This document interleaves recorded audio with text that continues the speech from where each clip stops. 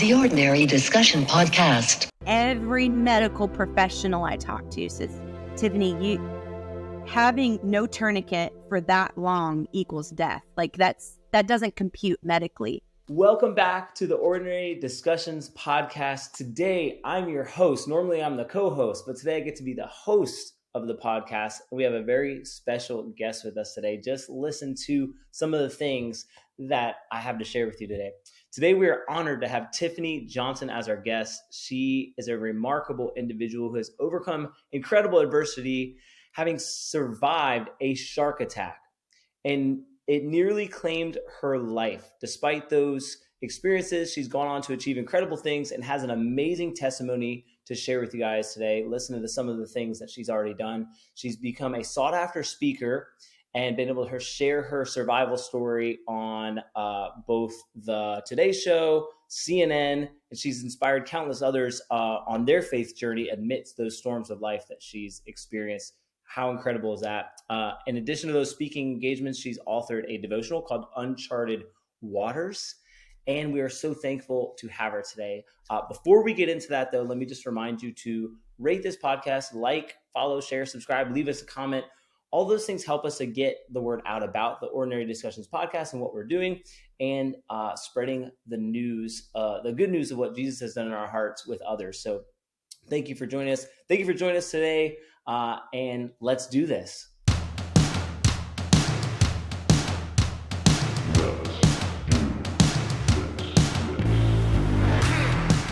Tiffany, how are you doing today? I am doing awesome. Thank you for having me. I am super excited to have you. It was amazing to have you come and share with my home church, Grace Church of Fredericksburg, recently.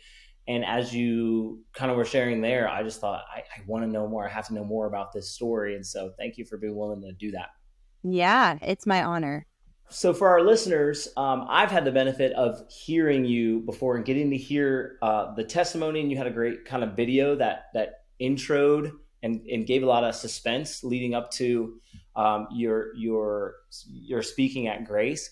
But for those who didn't have the ability to see that, and don't know your story, could you provide just a little bit about your story and your testimony, and just kind of give us a brief overview there leading up to how you found yourself to be a shark attack survivor? Yeah, absolutely. So my husband and I, we love vacationing. We're actually vacation junkies. And this was one of those vacations with just the two of us. We're very intentional about spending one-on-one time with each other without the kids. Yes. So that vacation, it's coming up on 6 years this June, actually. That was that vacation. And the last stop of our cruise, we went to the Nassau, Bahamas, bartered for the good deal, found the little locals to try to go out snorkeling.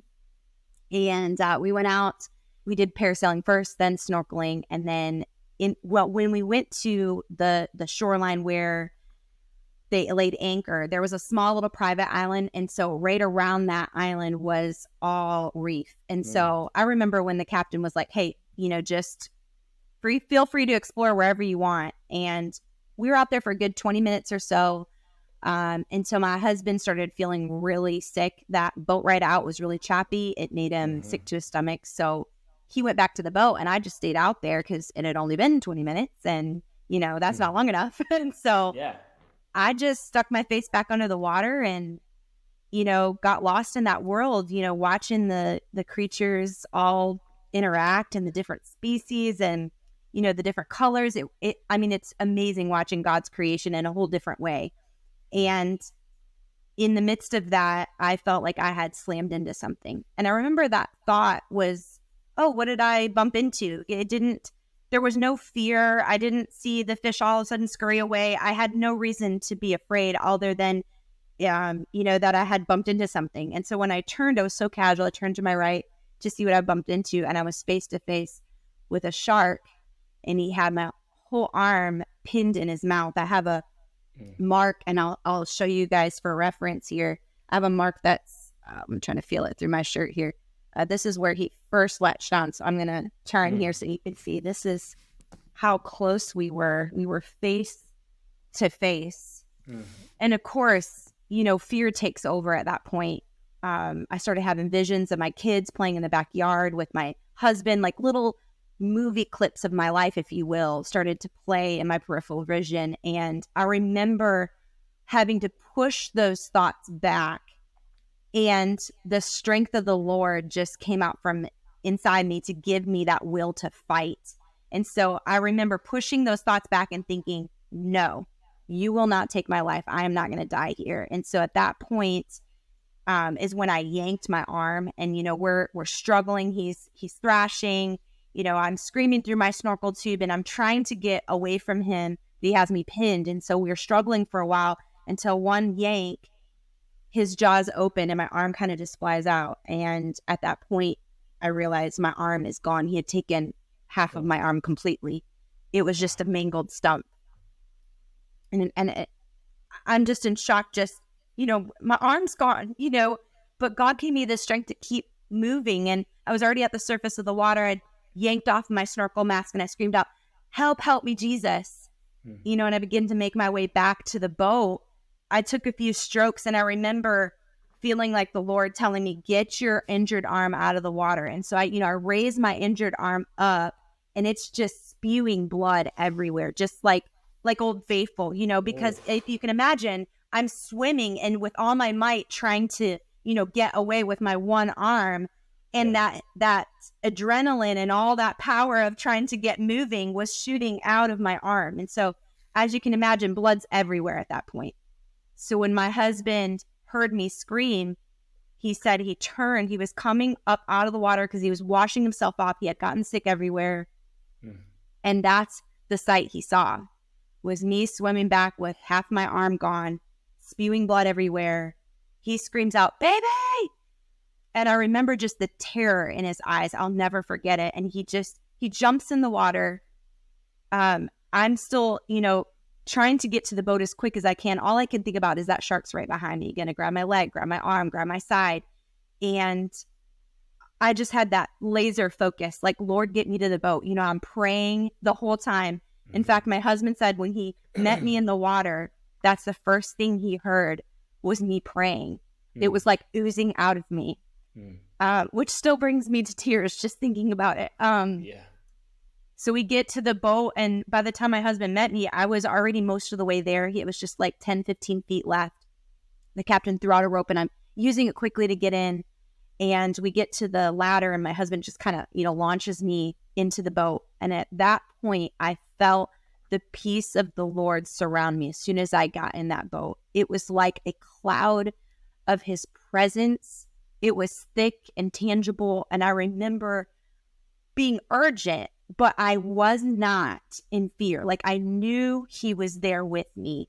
And so I looked at my husband. I'm like, go get us something to stop the bleeding, because we find out there's no med kit on board. We have no tourniquet.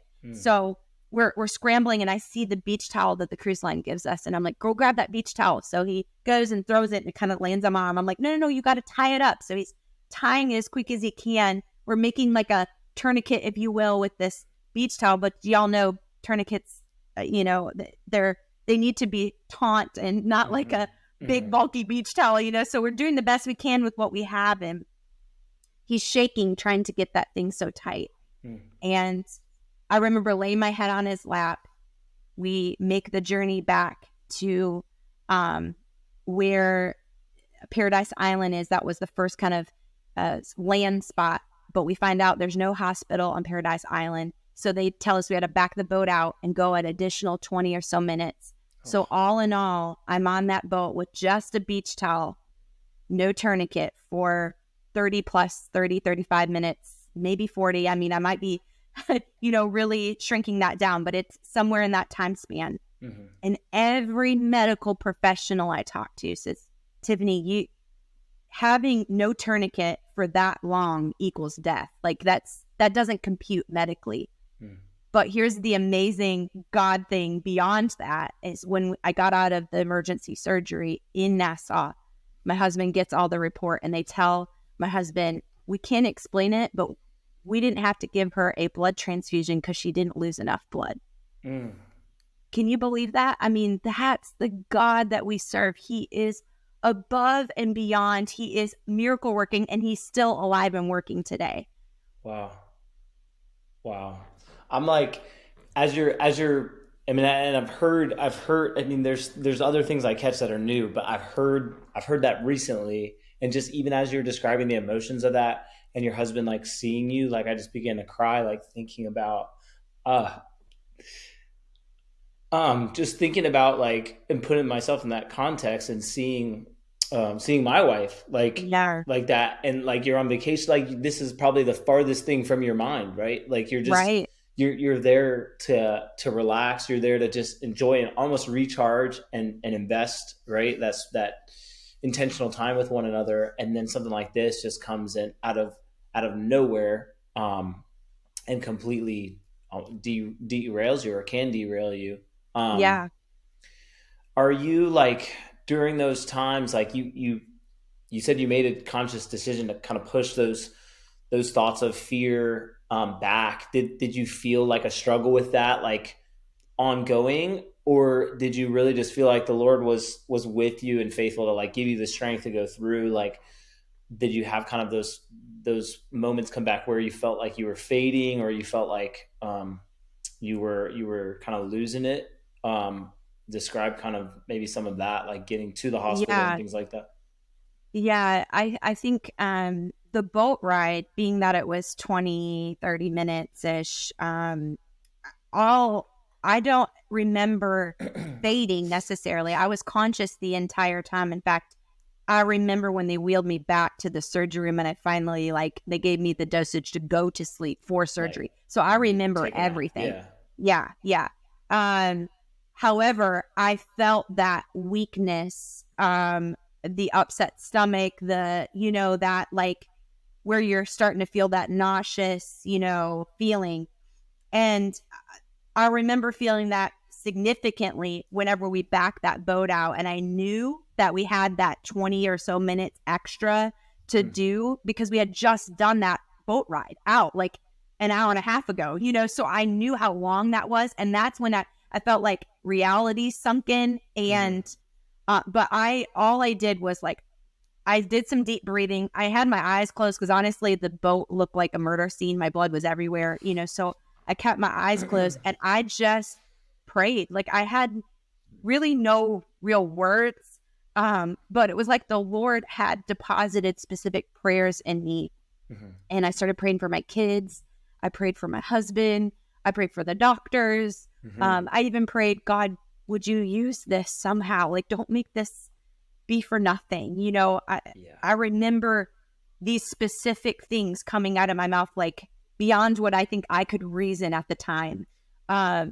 So it was a conscious effort to pursue the Lord in prayer in that, because I did feel all the signs of like fading, if you will, but Hmm. I didn't go that far as to completely fade out. Hmm. I had to push the thoughts back, and it says in his word that we need to take the thought captive and make it obedient to Christ. And I feel like that's a tangible example of what that Hmm. looks like. Yeah. Yeah. I can only imagine because in much, less traumatic things, there's been times where I've struggled to like have that reaction. And so to have that happen and go, okay, default to obedience to the Lord and to his word and trust and faith, is amazing to hear that. And it's amazing to hear the testimony of how he worked that miracle, through you. I want to get to like, I want to get to a lot of where you are now, but just like for a little bit of backstory in the know, and like, I actually just got back from the Bahamas. Ironically, like we took our family vacation there, and it was after. And this is why I don't know if the Lord's trying to like speak to me even now, right? Like I know enough like the signs of Him kind of working and coordinating, and so like you being at our church, and and then my daughter getting to like meet you, and we you were kind to us afterwards. We got a shirt, one of your Be an Overcomer shirts, and like a necklace, and a sticker. I got a sticker on my guitar case to remind me. But and that happened, right? And honestly, I didn't even remember it was Bahamas. Like when you were talking, like just because first time, and I'm like shark, and like I got ADD probably, um, but then we go, and I'm reminded while we're there, like, oh yeah, that was like the Bahamas, like for real. And then we go out on a snorkeling trip, and my daughter just so happens to be wearing her Overcomer shirt. I'm gonna really struggle to keep it together here, but it's okay. And I was like, Lace, I got to get a picture of this. Like, I gotta get a picture of this because I feel like the Lord wants to do something right now. He's communicating to us something here, and so I got a picture of her standing on a snorkel boat in the Bahamas over top of a reef. Um, Weeks after you had shared your testimony of having this happen in the Bahamas, probably, I mean, not a far boat ride away from there because we were on, was it Atlantis, I guess. So where all of that stuff is. And I had thoughts of fear almost coming in, oh, I'm scuba certified. My wife is too. We're like you guys, where we like to go on vacation and do that as a family and individually too. And I had thoughts of fear. I'm like, man, this is where shark attacks do happen, and this was here. And I just thought, then I looked and saw my daughter had your shirt on, and I was like, nah, but God loves us. He's here with us now. Regardless of the outcome, I'm not going to live my life in fear. I'm going to live it according to His promise and His word. And it just filled me with so much hope, in that moment. And I shared that with my daughter, those thoughts and whatever as well. But she's had similar things where she's had to choose faith over fear as well. And she's diagnosed years ago with type 1 diabetes. And it's been a difficult thing to navigate as a family. Initially, for me, I was angry. And I was questioning God, why? I had no history in the family, no nothing. And I worked through that, and I have faith and confidence that God is a good God, that He loves us, that He wants what's best for us, but He'll give us these things, put these things in our lives to give us the perseverance, give us something that we need in the tank for later, right? He wants to use us. He wants to use us like He's using you now to share your story. And it's difficult for her as a young girl, that she's navigating her faith and questioning, God, why am I different? Why do I have to calculate everything I have to eat?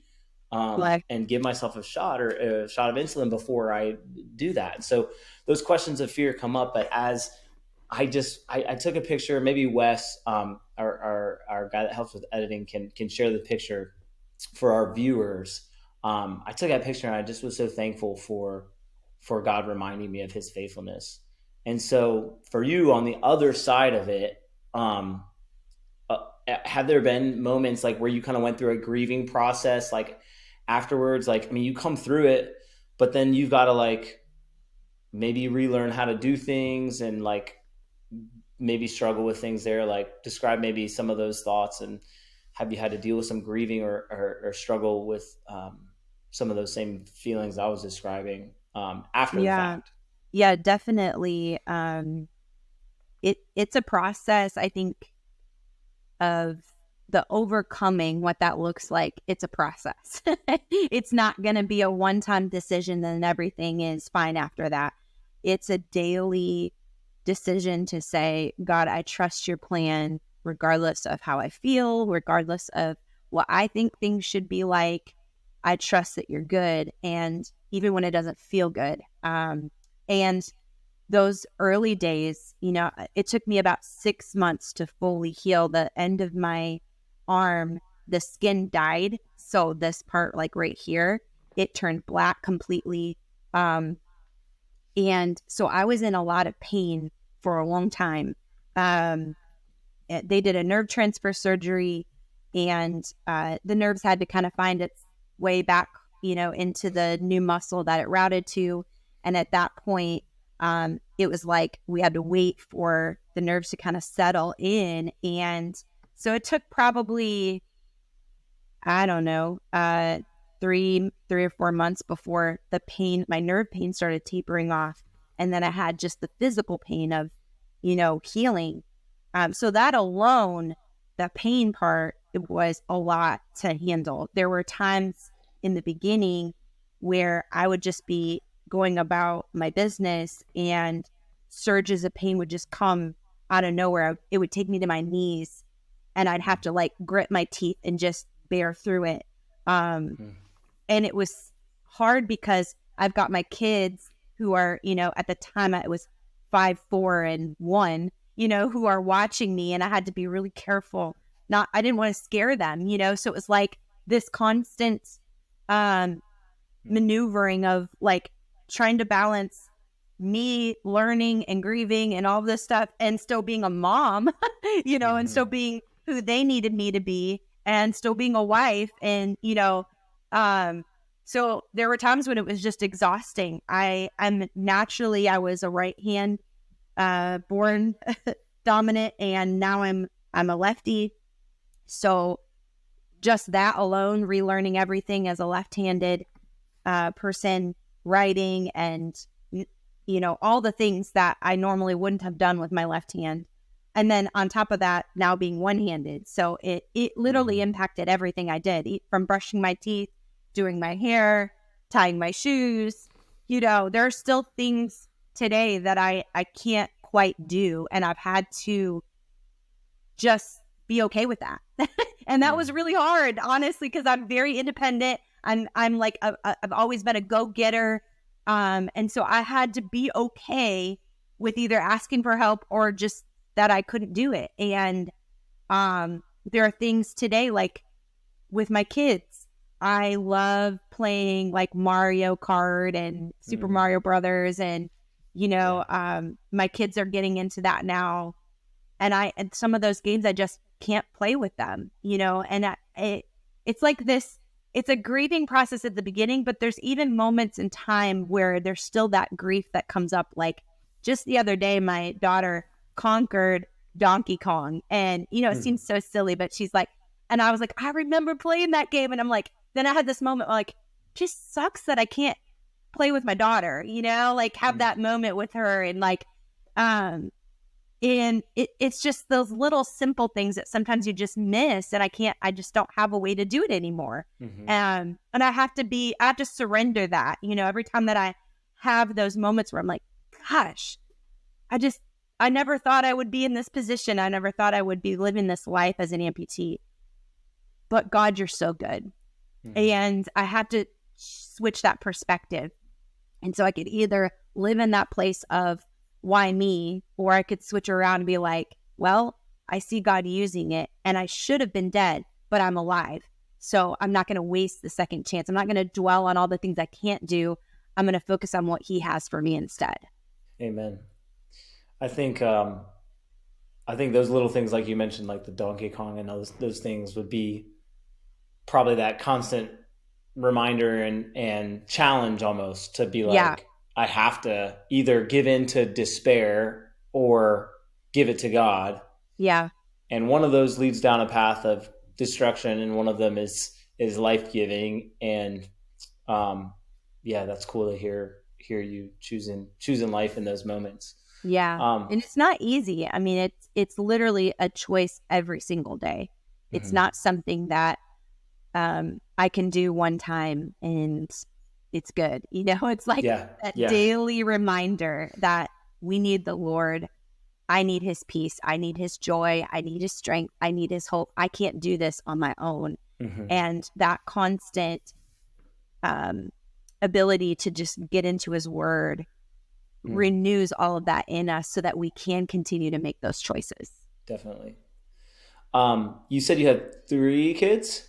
Yes. 3. And so what are their ages now? And then you said it was 6 years ago that this happened. So I'm just trying to context wise. Yeah. So now they're 11, 10, and 7. We're about to go into birthdays. So, Okay. All but right. All right. that's where they're at now. So I got a new middle schooler this year, was 6th grade year. So, trying to navigate that all the way down to 2nd grade. Okay. Wow. Yeah, I have some in that same range. I got a couple middle schoolers now and a couple that are younger. What's been your favorite stage so far, like parenting wise? And we're both kind of. I look at people who have kids that are driving now and graduating. And I go, well, I'm going to be seeking advice in the future from you. Yeah. But, from your experience thus far, what have you just really enjoyed? Favorite stages or I think, something my husband and I have talked about this a little bit because we really like this adolescent stage where they're independent enough where they don't need us constantly, but they're still look to us for guidance and we're not cool or, still want to do stuff with us. So this, I feel like we're in this sweet spot right now. Yeah. There's a lot of challenges with that because it starts to get mouthy and, they're starting to become more independent and that can sometimes, butt heads with authority. But for the most part, I feel like we're really enjoying this stage because we can do more stuff together and I don't have to be a helicopter mom. I don't have to be constantly around them. They have the freedom to play outside and do the things without me having to constantly be around to watch them. And that's freeing for me too. So yeah. So you had 3 when the accident happened and fairly young then. Yeah. So on the other side of that, enjoying this time right here where it's less, you had the challenges of your accident, relearning how to live with just one arm and taking care of young children in diapers and everything that comes along with that. So that doesn't make that any easier as well. But did you have a good support system for that? That would just be hard for any couple to do. Honestly, my husband is a rock star. He's amazing. He's already was helping tremendously. We're helpmates together. It's not one person's duty to do one thing or another. We just kind of tackle it as a team on all accounts. And so having that mindset early on in marriage prepped us really well for something like this because there are things, especially at the beginning, that I literally could not do. And he stepped up and he does, for the most part, he's one that does the dishes. I could do them, but it takes me twice as long because, even with my prosthetic holding the dish, it's painstaking because you have to lift it up, close, and so it's like he could do, 6 dishes in the time it takes me to do 1. So, so I will do it on occasion, but actually if he walks in and he sees me doing them, he's like, stop, because he knows that it's frustrating, he's like, it's not worth all, I can do it just fine, so he has definitely been amazing and somebody that I know, without a shadow of doubt, God knew that he was for me and for this, the life that we are living. I am just honored that I have a husband as amazing as he is. So, and he had to relearn stuff too. He has to help me with the girls' hair. At first I couldn't do anything because I couldn't use, now this arm I can touch and feel and pull, and use it. But then, it's in this huge, massive bandage. I couldn't even put even the slightest pressure on it because it was so painful.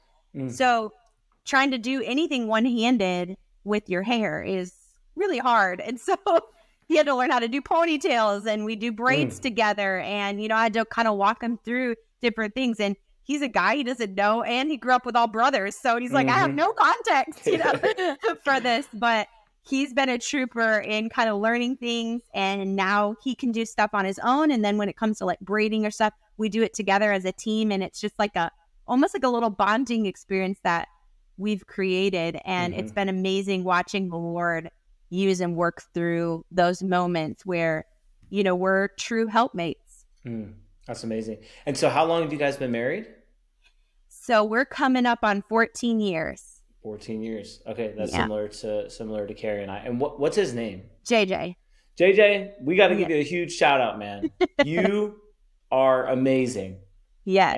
And that's so cool to hear how through that the coming together and basically the all hands on deck thing. And I love the piece about learning how to do hair and stuff like that. Yeah. I had aspirations of that as a young father I only have one girl, but I never learned. But I would have to in your situation. That's so cool. Yeah. So has JJ, right? Yep. So have you guys ever gotten to speak together? I know you've shared at our church a couple of times for Grace Church Assembly, and then also like for the youth as well. But do you guys ever travel together as a family and share together, kind of from both sides, experience wise? Yeah, we've done that a few different times. Actually, he was hoping to come on this trip that I just was at, Grace. But there was just so much going on in our personal life. We had sports schedules and all kinds of stuff going on, and it was too much. So Yep. He didn't make it for this trip. But we typically do travel as a family together. And then there has been a handful of times where we do like a tag team speaking, which is always a joy for me because I think I love to be able to have people hear it from his perspective, because I think there's things that he can say that if I were to say it, it would sound weird because it's something that he experienced, and so I think it means more coming from him and being able to see it from that lens. So and we've done a few interviews that way too. Like if you were to look up on YouTube some of my stuff, you'll see he's in some of the interviews too. So we've done stuff together. He's funny because back in the day, he was a college pastor. I was the worship leader. That was our team. I didn't ever speak. I just did the singing, and then he did the speaking. And now it's like, he's like, I'm okay not speaking. I'm like, what happened to you? Like you used to be the one to speak all the time. I wasn't speaking, but it's like the Lord just shifted roles and things. And so, but he's happy to do it. It's just, we don't do it all the time. That's awesome. I'm going to go look up some of those things because I think that would be really cool to hear from his perspective too. Because then when he's on the shore and seeing you, so like, I can only imagine. But what are some of the things or just some of the takeaways that from his perspective, or maybe like the biggest lesson that he said that he learned from the experience or is learning? Yeah. It's always ongoing. But I think one of the biggest things that he talks about is right after, if you think the whirlwind of me getting to the shore, we're in this 30+ minute boat ride. We're in survival mode at that point. We get to the hospital, dealing with all the rigmarole of that, which, by the way, it was a mess. It's not structured the same way as what we're used to in an American hospital. Things were very chaotic. And so the stress is all that. He had to actually go back to the ship while I was in my 5-hour surgery to pack up our stuff because it was about to leave. So he's doing that.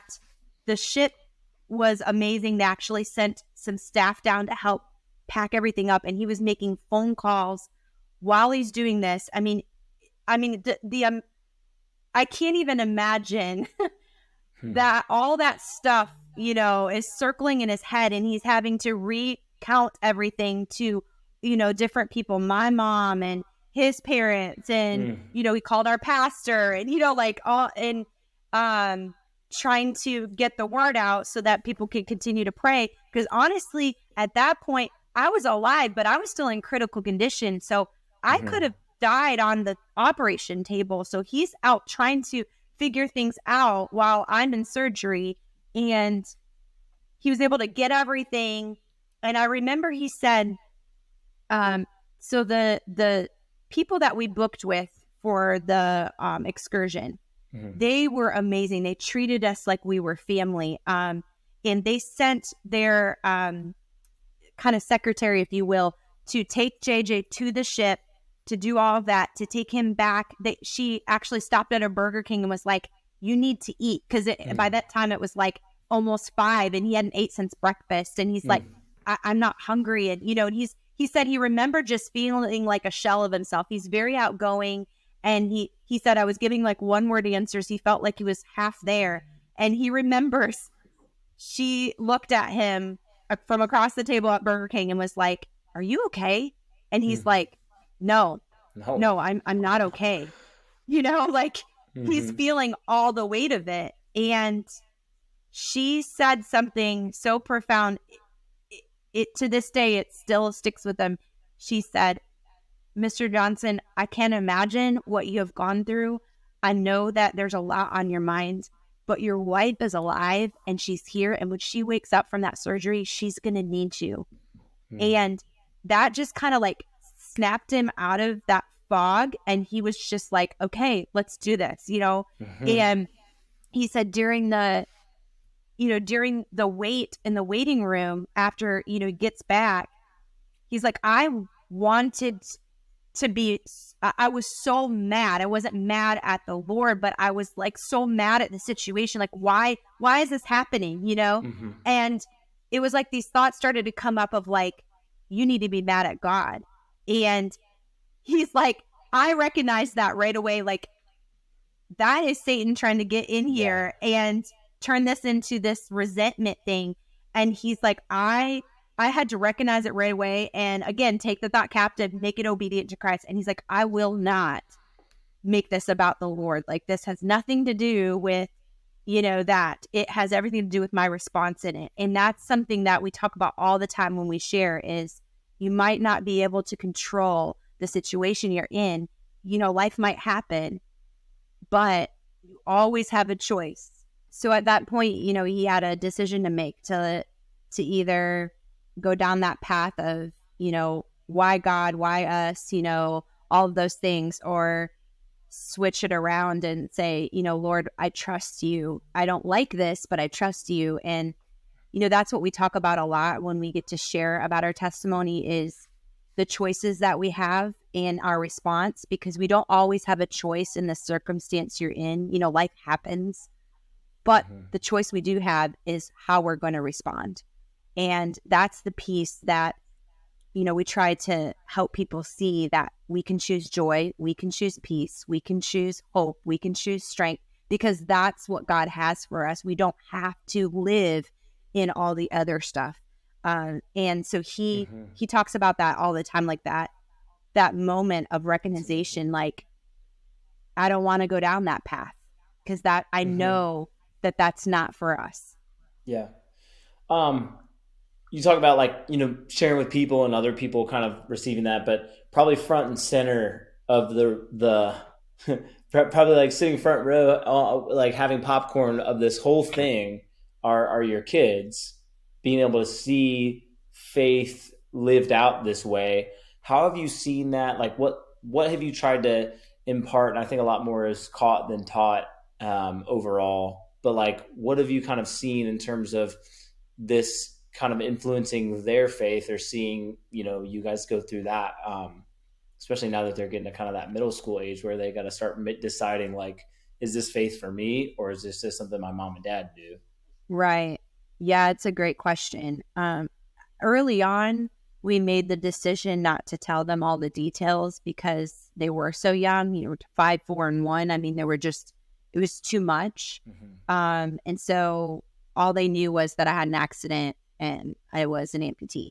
Of course, they had lots of questions and we answered what we could. But if it got too detailed, we just kind of pull up and I would redirect all the time, like, hey, you don't have to worry about that. Jesus saved me. That's all we really have to worry about, So we did that for a while until about, it was right around the 2-year mark is when I felt like the Lord gave us peace to give them all the details, which 2 years of not telling them was quite challenging because if you look up my name on Google, you'll see I'm in a ton of interviews. And a lot of those were right here in our house. So trying to navigate all of that with our kids not knowing the details was quite challenging. But it was like the Lord put spiritual earmuffs on them. So like there was times when people would say stuff in front of them because they didn't know. And it's like they didn't even hear it. It was crazy. So I know that the Lord gave us strategy for that. And it was just listening to him on the timing of it. And I think that's so important for parents. For stuff like this, obviously with traumatic stuff. But everything, like we need to seek the Lord's timing on when to have the discussions in life. For middle schoolers, there's a lot that, you have to walk through and talk to your kids about. And the timing is everything, And so I think the biggest thing that we've been learning in this is to lean into the Lord for that, because what I think is best isn't going to matter. It's what he thinks is best, And so I really have to kind of put that in the Lord's hands. And as far as, the kids and how they've dealt with things, you're right. They have watched us walk through this, and I think that's why when we told them 2 years in, it wasn't this huge ordeal, because they were like, oh, okay, yeah, that makes sense. And they had watched us for 2 years and they realized we're okay. We're living kind of, normally, if you will, but they didn't see this dramatic shift in who we were. And I think that foundation was laid. So therefore, the gravity of me being attacked by a shark wasn't as profound to them, because they had watched us for 2 years, they see I'm okay. Daddy's okay. We're okay as a family, and so I feel like that's why the Lord really wanted us to wait on that, is to show them that even when stuff happens that is beyond our control, things that we can't, that we never planned for, the Lord is in it and he's using it and he's moving and working. And I don't know how many times I've had that discussion with my kids, especially my 2 older ones, when stuff doesn't go their way, or they start questioning, why does this have to happen, blah, blah. And we'll come back to that. But God is good. See what he did, in our lives with this. And there's pieces of our testimony that they were directly impacted by, and we're able to point back to that all the time. And I think that's so important as parents, is to pause and remember, because if we can teach our kids to do that, then as they walk through life, they can be in the practice of doing that as adults, as young adults, and learning to pause and remember God's faithfulness. So I think that does something for us when we're able to remind ourselves, if he was faithful then he's faithful again. He will do it again. So that's kind of those pieces that we've been really just working through with our kids. That's good. Yeah, it reminds me of your story. I mean, even just as you're talking about how going through difficulty, it reminds me of the story of Job.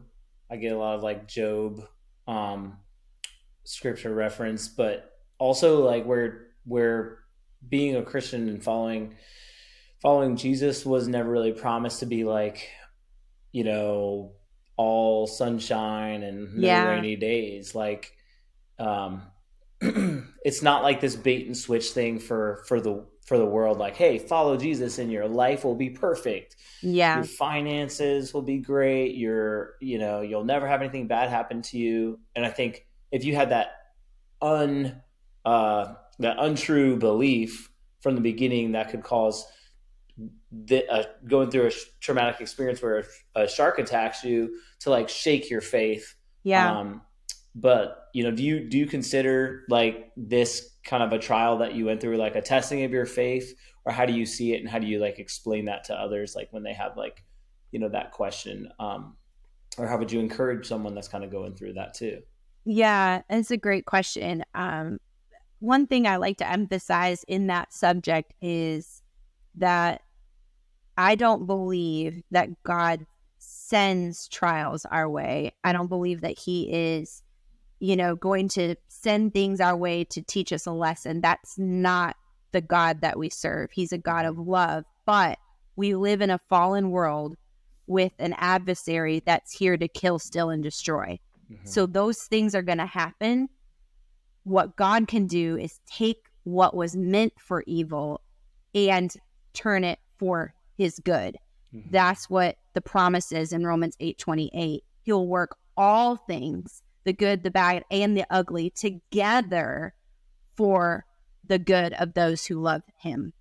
So there was never promised that it is going to be sunshine and rainbows. It says in John, in this world you will have trouble. But then the second part of it is, but take heart, I have overcome the world. So if he's overcome and we are in him, then that means we can overcome too. So I think, he was very, Jesus was very specific in making sure that he gave us those pieces to hold on to, so that when we do face those trials, the things that maybe test our faith, we have those things to point back to say, okay, this doesn't feel good, but ultimately I know God is good. Yeah. So what can I do with this? How can I resolve that? And I think the biggest thing for me was resolving that, Lord, I may not always understand the why, and I have to be okay with that, because I'm not all knowing.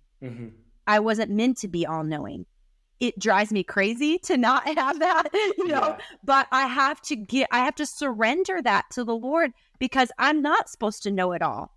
And that's okay. And I have to trust his plan is best, even when it doesn't look like what I want it to look like. I would have never asked to be an amputee. 10 years ago, if you would have been like, what do you want to do in 10 years? It wouldn't have been to get attacked by a shark and be an amputee. Who's crazy enough to ask for something like that?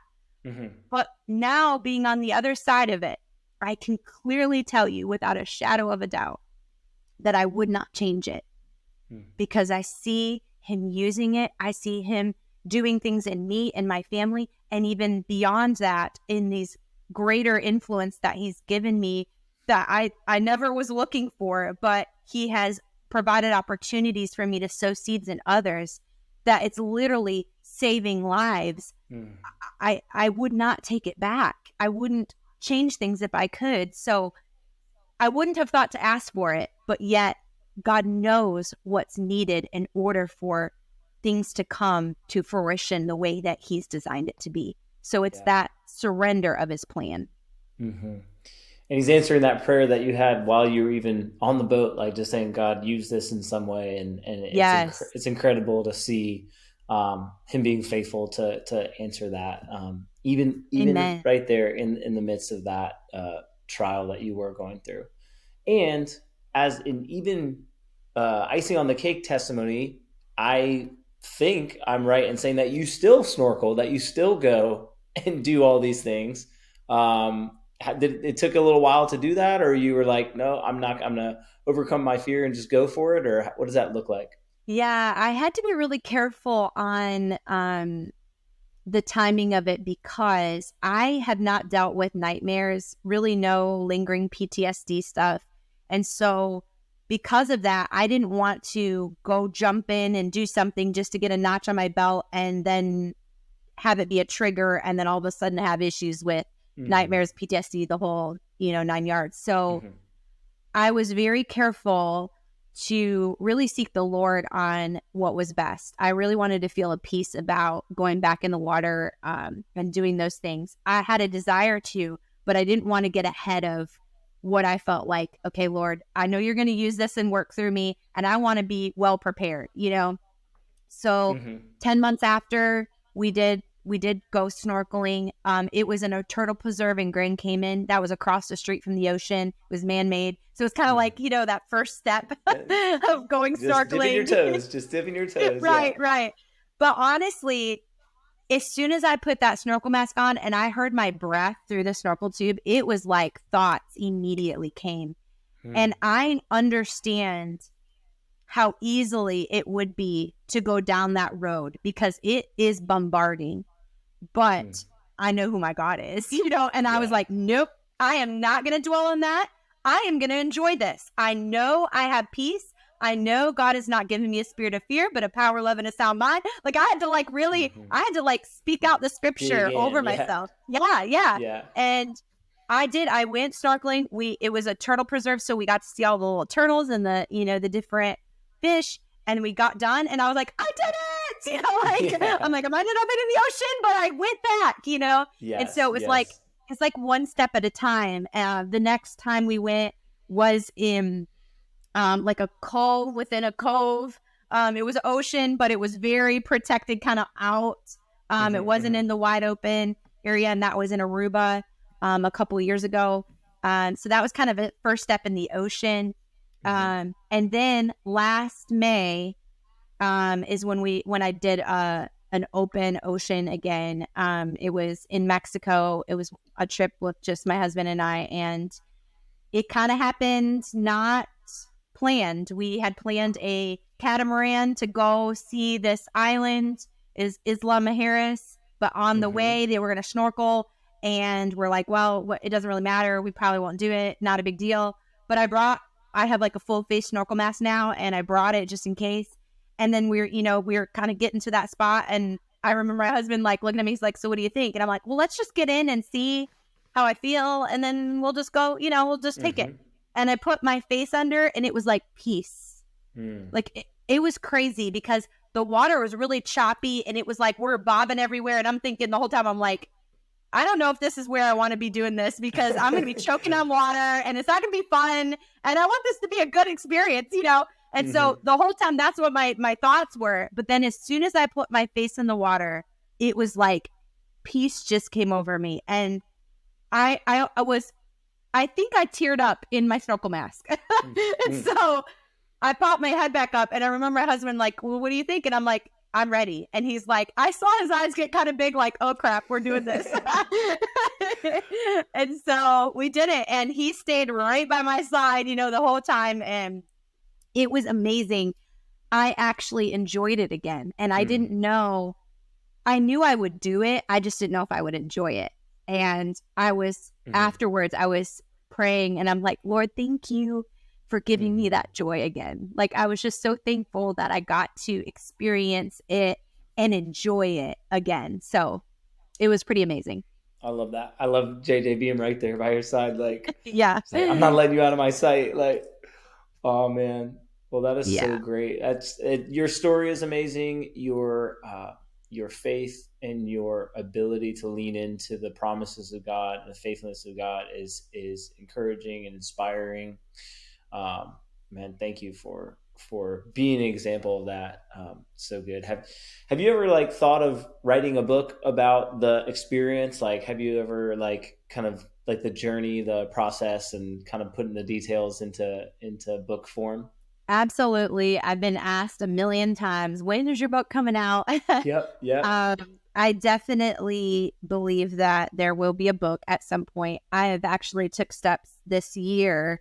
I joined a online community to kind of start the process of organizing things. I'm kind of taking it very slow because I don't want to just do it just because that's what everybody's asking for. I want it to be, again, God's timing. But I really felt like the Lord asking me to start. And so I am starting. Nice. No promises on any kind of like delivery date. But I do believe at some point in the near future, there will be a book, maybe more than one book. I don't know. We'll see. That would be so cool. Well, I'm going to buy it when it comes out, whenever that is. And I appreciate the encouragement and you being able to share with us. And I'm going to share this with my daughter too. And as we're dealing with similar, challenges as a family and wanting to counsel her well, just know that God is using you and continues to use you. And I'm thankful for you. It just blesses me so much knowing that he continues to use it in such tangible ways. It makes everything so worth it. So thank you for sharing it. Yeah. Amen.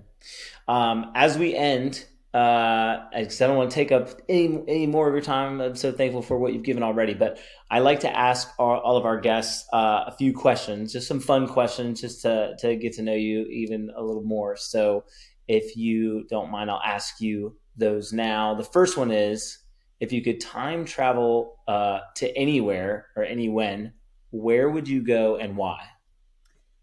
Ooh, I think that it would be super cool to be around when Jesus was walking the earth. I think it's even more prominent in my mind now because we're watching The Chosen. Yes. And I'm like, how cool would it be to be a spectator to all this, So that would be my number one, would be to just walk around with Jesus and to hear things firsthand from him. Yeah, I love that answer. If I picked that one, I'd want to be on the boat when he was walking on the water. And I just read this recently, and Jesus was like, it says he was gonna pass them by. Like, he was just out for an evening stroll, and it was like, oh, you guys are here. Like, right. What are you guys doing? Like, I want to be on that boat. Some of the things that scripture, when you really dice it down, like you're saying, it's amazing. It just brings whole new context to the story. Yes. Number 2 is, you can only eat one thing the rest of your life. What are you choosing? Actually, it's funny because my husband and I have had this very question. We do this sometimes when we're on road trips. We ask random questions, and this one has come up. And so my answer is chicken, because you can do it so many different ways. You got chicken wings, chicken thighs, chicken legs. You can bake it, you can fry it, you can smoke it, you can do all kinds of things. Yes. And so I think chicken would definitely be it. I like it. That's very practical, and I think I would agree with you there. Yes. The last one is, if you could give younger you one piece of advice, what would it be? I would say to not give my heart away so quickly with some of my early relationships with boyfriends and stuff. That's one major regret I have, is that there's pieces of me that I can't get back that I didn't save for my husband. And I hate that. But it is a testimony. And so it's something that I can share with others, and hopefully prevent from happening in my own daughter's lives, and as well as, people that I have influence with. But definitely just pursuing the Lord for his admiration and his love, and not the love of man. That's such a huge thing for young girls, especially. And so I feel like if I could get a hold and be like, this is your future self, let's end, I would totally do that. Yes, that's good. And Lacey, I hope you're listening at this point, because there's been multiple lessons here now. All right. So protect your heart. Poor Lacey. All right. This entire podcast has just been for my daughter. Well, it blesses me to know that she'll be listening for sure. So good. Thank you so much. Is there anything you want to leave us with? Like, where can we find you, connect with you, if we want to have someone reach out to you for you to speak at their church? Like, what can you leave us with? How do we connect with you? Yeah, so I have a website for my ministry. It's called beanovercomerministries.com. I'm sure you'll link that in the show notes. So that's the best place to learn more about the ministry, how to get a hold of me to ask for speaking things. And I do everything, not just churches. I do school assemblies. I did that in your guys' area. But I also do corporate events and women's conferences. I mean, you name it, I probably have done it in some capacity, and I love it. I love the way that God has used every one of them. And it's amazing because even when it's not faith-based, I love that the Lord still uses that, sometimes even bigger than what I, put limitations on. So that's how you can get a hold of me for speaking and that sort of thing. But I'm also on social media too. I have a Facebook and Instagram and YouTube. That's all. The handle is at the letter B and Overcomer. It's not BE because that was already taken. So I had to be a little creative there. So still be an Overcomer, but just drop the E. And that's how you can find me. Awesome. Well, make sure you connect with her there. And thank you again for joining us and sharing your story. I know Many people are going to be blessed to hear it and encouraged by it. And we just love getting to connect with other ordinary people. That's our organization's ordinary movement, comprised of ordinary men and women. And we're ordinary because when they saw the faith of Peter and John, they were surprised and astonished to know that they were unschooled, ordinary men who had been with Jesus. Amen. And that's evident in your life, and something we love to point people to is what God has done in our lives. So thank you for sharing today. And guys, if you have any other questions for Tiffany from what you heard, you want to know other things, leave them in the comments. Do our best to respond to those. And until next time, let's do this. See you soon.